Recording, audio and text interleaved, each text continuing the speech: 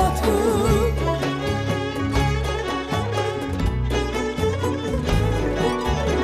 Göğe otlar üstünde yatıp, kertenkele güle batıp, kürek vurup ağırlayın, o yan bu yanına atıp.